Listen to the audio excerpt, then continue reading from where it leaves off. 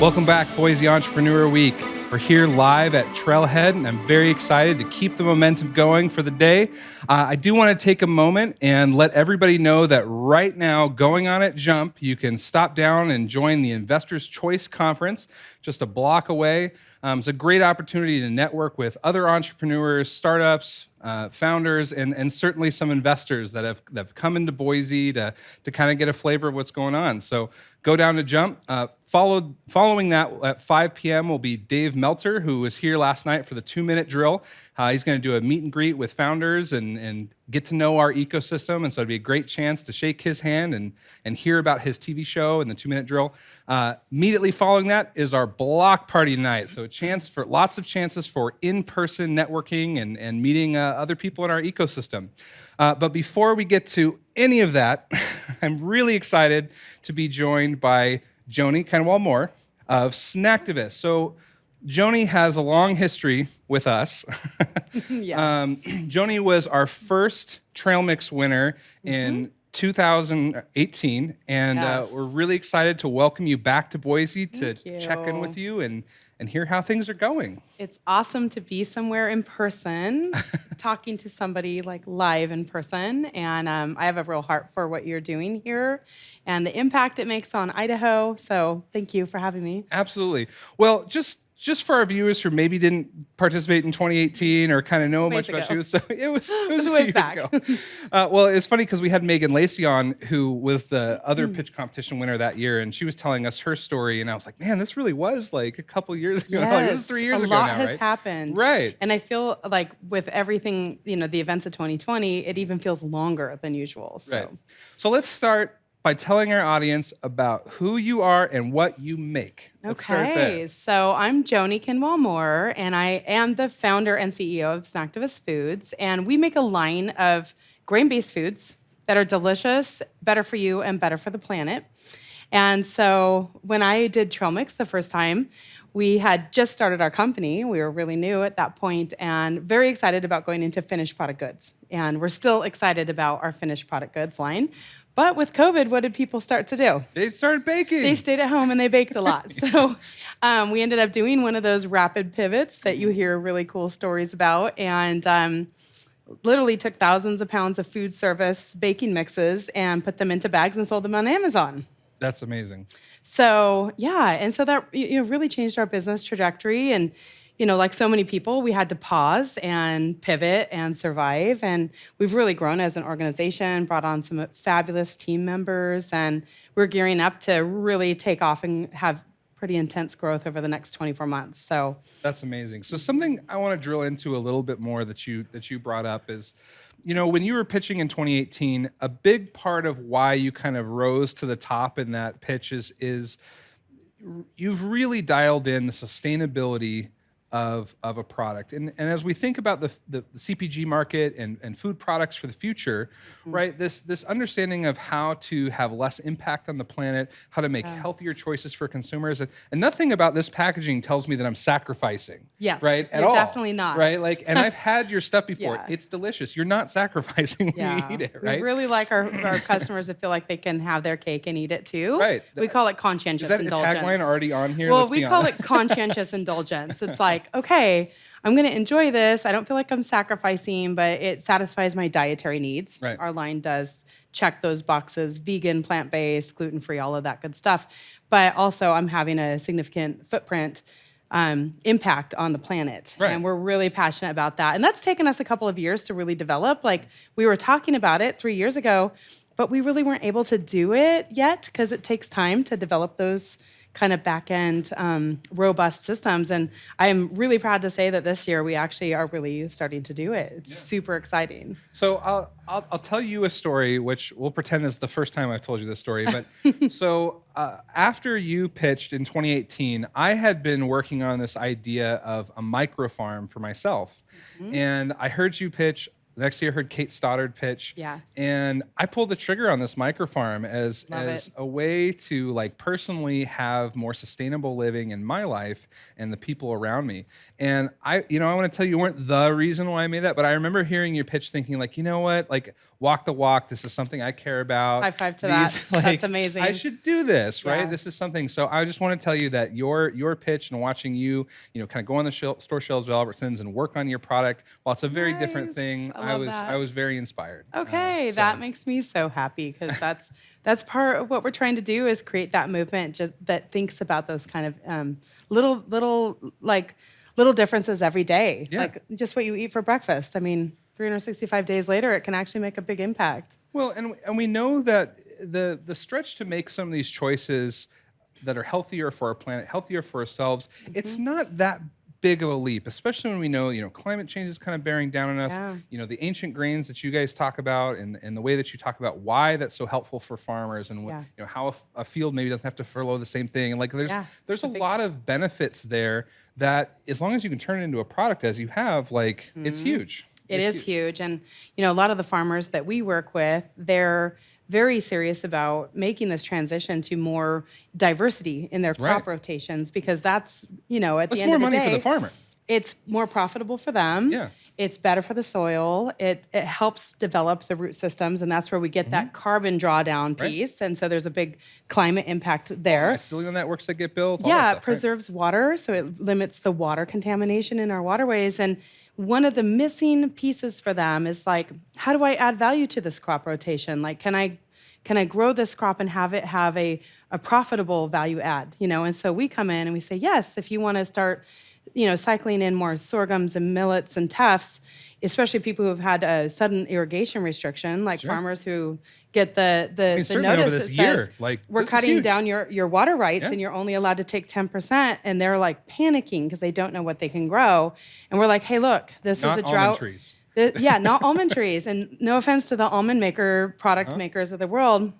They've had to cut down almond trees this year because of water restrictions. And we're actually actively trying to reach out to those farmers and say, hey, look, why don't you consider growing teff for us? And we have a local teff manufacturer here that mills it, cleans it, does all the things we need to make it into amazing flour. And we put it into our waffles. Nice. Yeah, and it's a win-win. And when you look at that whole ripple effect, it's like, okay, cool, we're impacting our diet, so we're feeling better. But then you look at like the climate impact, the economic impact, keeping farmers on the farms. It ultimately impacts GDP. Yeah. Oh, hugely. So, well, and if enough companies and choices are being made that are like this, it's not, you probably have a great impact on a couple farmers, right? But if enough people are doing this, like it really makes a big difference. It does. And part of the reason why, I love talking with you and talking about the journey that you've been on is because I think for any early stage entrepreneur trying to figure out how to pitch for funding or build their product, like you certainly want to solve a core problem. At the beginning of the day, you started trying to solve dietary restriction baking mixes. And where it's led you is in how do you build sustainable projects that can like jumpstart an ecosystem around where you're trying to build your product. And that's such an amazing like lesson. So if you're an early stage entrepreneur, like what is your like next step? What's your why? What's your like, why? what are you doing is important because, like for me, I always think, I can probably eat a little bit of wheat. This looks delicious. I'll eat it. And then I pay dearly for the next few days. It's like, I just, for whatever reason, and, there is an epidemic of food allergies. And a lot of people have really focused on the Band-Aid. Like, okay, let's make free-from food. I'm more focused as a nurse and a scientist. I'm like, well, why? Why do we have an epidemic of food allergies? Like, we can make great free-from foods, but why is the population suddenly reacting to normal foods from peanuts to wheat to soy to corn? And, really the root of that problem is in our food systems and it starts at the soil. So for me, the way we look at it, it's like, we are a free-from company. We do make an allergy-friendly line, but how can we ethically sell free-from products without taking a deeper dive to figure out how we can solve that problem in the first place? Then you're really impacting your consumers, their needs. Well, and it's both sides. I mean, one, understanding how to serve your core customer really, really, really well. And you have that dialed in. You know who your core customer is. You know who needs you. We have great evangelizers. Absolutely. Like, I've met them, I'm by in the way. love with my customers. And, it's really neat because like now we're at the point where I rarely know the person who leaves a review. Like I don't have any idea who they are or how they found us. And it just warms my heart every day where I'm like, oh my gosh, here's a mom who's struggling. She's got kids with food allergies. She's busy. And she just said that what I'm doing is impacting her life and making it easier. I'm like, on a basic level, that's gold. That just makes my day. That's also the point of entrepreneurship, by the way. Like all of us, when we're designing or innovating or thinking about through things, the whole point is to make someone else's life easier. Yeah. That's like the purpose of being an entrepreneur. And then now I have this secondary thing where a farmer calls me up and they're like, I have this problem. I just took over my great-grandfather's farm and I want to do this, impact sustainable. And I'm like, okay, let's talk. Like, let's call up our partners at WSU, the agronomists we're working with, and it's like a collaborative project. So now it's like, cool, we're solving our customers' need and our suppliers' needs at the same time, which that, to me, like, it's tough to do, but if you can start to pull it off, it's beautiful. So we've done a great job talking through your story and your product, and I think people watching need to know if you're in Boise, Idaho right now, you're thinking about baking something, where can you get Snacktivists? Oh yeah, importantly, Albertsons, thank you. You can get us, you can find our product line at the Broadway store or over in Meridian. Also Boise Co-op, so that's great. We're looking for food service customers. We have actually a really robust food service program, but nobody in Boise. So juice bars, boutique cafes, like the places that sell our waffle mix, like a lot of them don't even tell anybody it's gluten-free or vegan. No, you don't have to if it tastes good enough. Like Coeur d'Alene Resort, they're like, that's one of the best waffles we've ever had. We're just serving it. Like, we're not going to tell people it's gluten-free or vegan unless they ask. I'm like, James Beard Chef.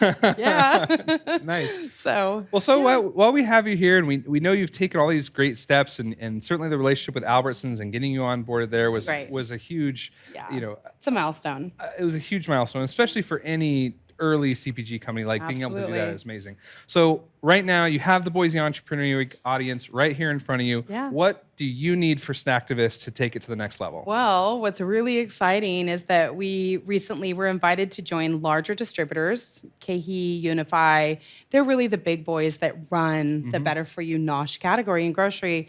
And we are onboarding. We're already in one, and we're onboarding with a second, launching into Thrive Market, other big players. And we actually are looking for investors because when you have huge opportunities, you need cash to actually execute on it flawlessly and to support it to make sure it's a successful launch. So we're trying to close a convertible note round right now and looking for investors. So that's a big way that you could help us. Also just spreading the word. If you have friends and family that are looking for something fun and delicious, novel, healthy, let them know where to find our products. And knowing you, I imagine you have a fantastic pitch deck ready to go. Yes, we sit do. In front of investors. Okay. I literally spent the last 2 weeks nonstop meetings with VCs across the world, from London to Sydney to San Francisco and New York. So the word is out that regenerative is the new normal and it's the future. And we're literally like one of the leaders, which is exciting. So yeah, super exciting. So you heard it here first. If you're looking at opportunities here in Idaho that you can invest in, Snacktivists has had great trajectory. We know you very well, and we're very proud. We're family now. We are. We're very proud of how this has been going.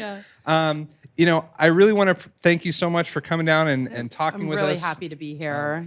We love inviting you back every year, and so we'll continue to do that. Thanks for supporting us all along the way. It's been incredible. That is our mission. That is our purpose. That is why we're here doing Boise Entrepreneur Week year after year. You put the walk into your talk, so keep rocking it, guys. Thank you. So real quick recap, I want to let everyone know. So the highlight of today, Trail Mix is happening at 4:30. Obviously, Joni is our OG winner of Trail Mix, and so very excited to have you kind of kick off this day of Trail Mix coming up.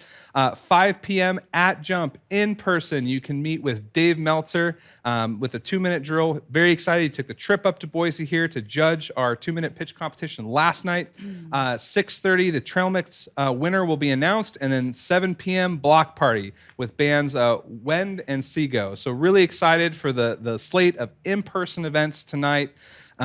With that, our next presentation is 6 Pillars of Food and Business Success with Steve Cleary. But first, a word from our sponsors.